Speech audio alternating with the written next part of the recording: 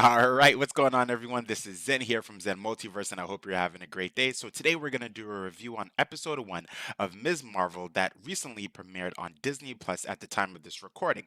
And we're going to break it down into 4 categories: aesthetics, character, story, and also potential. So, let's get started with aesthetics. Now, this one isn't really hard to review itself. The aesthetics are primarily beautiful. You could tell that it's on the cusp of being a cinematic movie itself. When I'm watching this episode, it looks well lit. The color scheme looks great, and it's representative of what I would say like uh, a family type show, right? At the same time, and for some they may not like it, but for me, I quite enjoyed it, right? So overall, the aesthetics were amazing. Even anytime that I saw just VFX or even sound effects or just overall anything that really showcased what they were trying to show. And what I mean is later on the show, you'll see her using the abilities or her powers itself. Everything seemed pretty good overall. Now let's get into the characters. We have Kamala Khan, right? And we also have a character named Bruno. Now I think the two are a pair that are really good for the show. Kamala Khan is a perfect introduction to the character herself. Now, again, if you're going in there looking for the exact parallel to what happens in the comic books, you're not going to find that here. And you should never go into a Disney Plus show or even a Marvel Cinematic show thinking that it's going to be the exact same thing that you see in the movie or in the show itself, right? Which you will see in the comic books. You're not going to see that. You're going to see something that's slightly shifted, and we do see a shift in the show. And with her character, Kamala Khan is a teen. She's a teen who's going through her trials and tribulations of trying to fit in, but also just trying to come to find herself. But really, it's not really about finding herself. I think she's found herself as a character, but it's finding her placement in the world that she lives in, right? And going to school and things of that nature. Now, her character is a fan, right? She's a fan of, uh, I would say, the heroes, which is in her word. In her earth, right? Captain Marvel is her favorite amongst favorites, and she knows about these characters, right? And she idolizes them, especially Captain Marvel, right? Um, Now, Bruno is just her best friend, and he's a technological bound character, meaning that he tinkers, he creates, and he's just a good friend overall.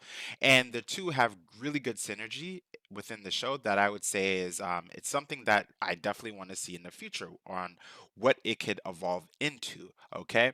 Now, in terms of the story, again, I kind of touched upon this where uh, we're introduced to Kamala Khan and her family, her being a Muslim teen, and everything just seemed to fit right, right? It wasn't rushed in any way. She was getting ready to go to a con, which is a place where people go to cosplay and just to enjoy themselves overall. And for her getting permission from her parents on whether or not she should go, right? And ultimately, her parents said that she can't go, but she sneaks out. Now, there's a really powerful plot item in this, and that's the bangle. Now, there's a bangle that seems to be representative of our Muslim culture, but there's a little bit of mystery around it. Now, one of the things that she does is when she sneaks out to cosplay as Captain Marvel, she also brings the bangle itself that that they find, and then her mom tells her to put it in the attic, or the brother to put it in the attic, and they do put it in the attic, and then she comes back to get it because she wants to uh, in a way just kind of represent her culture a little bit within her costume design, right? Or just basically just show her identity throughout the costume itself. And when she puts on the bangle a little bit later on in the show, coming towards the end of the show, she's awarded with some fantastical abilities that she doesn't know how to control at the given time of episode 1.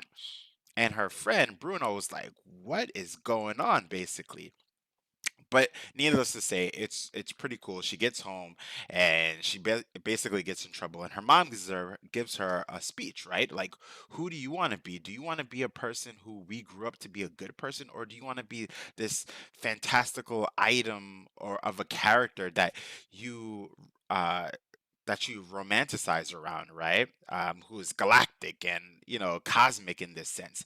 And as she's laying down on her bed, she realizes she wants to be a cosmic character, right? She's looking at the bangle on her arm and she's realizing that, yeah, this is everything that she's always wanted to be. And this is why I referenced in the beginning that um, she's already found herself, but it's about finding herself in the world around her, right? So now let's get into potential itself. Now, the potential for the show is absolutely phenomenal.